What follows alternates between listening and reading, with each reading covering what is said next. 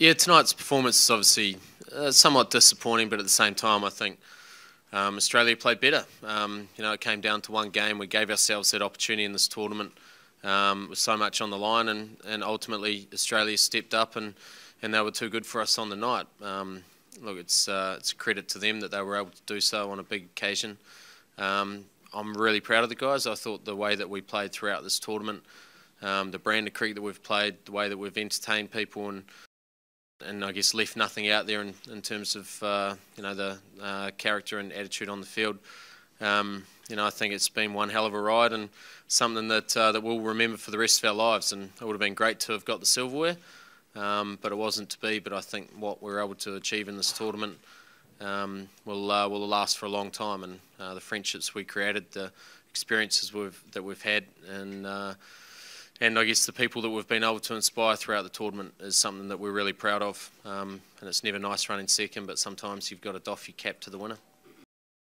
I think firstly Michael Clarke, he's been an outstanding cricketer for Australia. I think his captaincy has been brilliant throughout his tenure.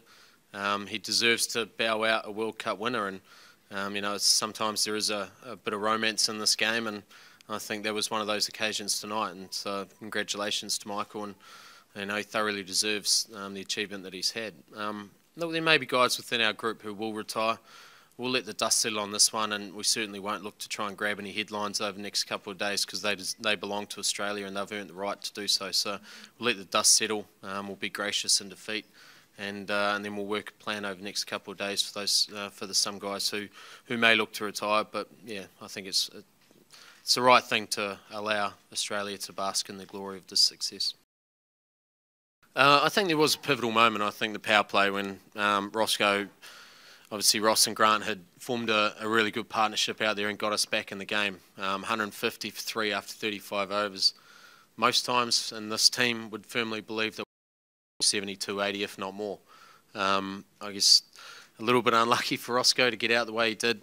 And then we saw Australia really, bare its teeth and put the hammer down on us. So, that was probably the pivotal stage. I thought if we were able to get through 3 or 4 overs at a decent strike rate, we would have been able to launch later on with our bigger hitters coming in with a bit of freedom.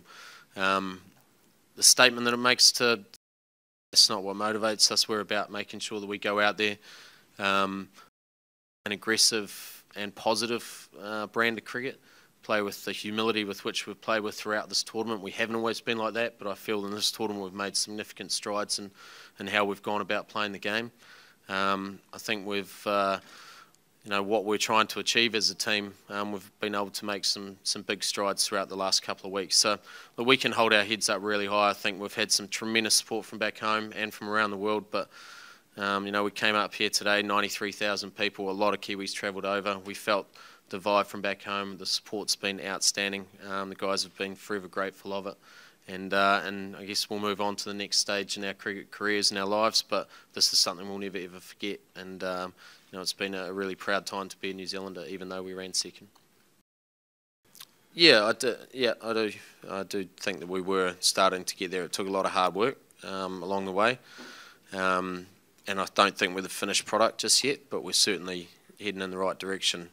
We've got a team full of guys who are selfless about trying to play for New Zealand. They know that during the time that they've got, they want to make an impact, and they're prepared to buy into team plans and try and play an aggressive style of cricket. And we know that that's our greatest opportunity. Over the last probably 12 to 18 months, it's been a process of filtering that and starting to really crunch down our plans and the personnel that we wanted within the group. And I think we're starting to get there. And it's hard when you've lost the final to sort of think too holistically, but I think we've made some significant changes, and we're certainly richer for the experience in terms of our standing in world cricket. So we need to keep getting better. We're not satisfied where we sit at the moment, but the way we're going is certainly the way to go about it.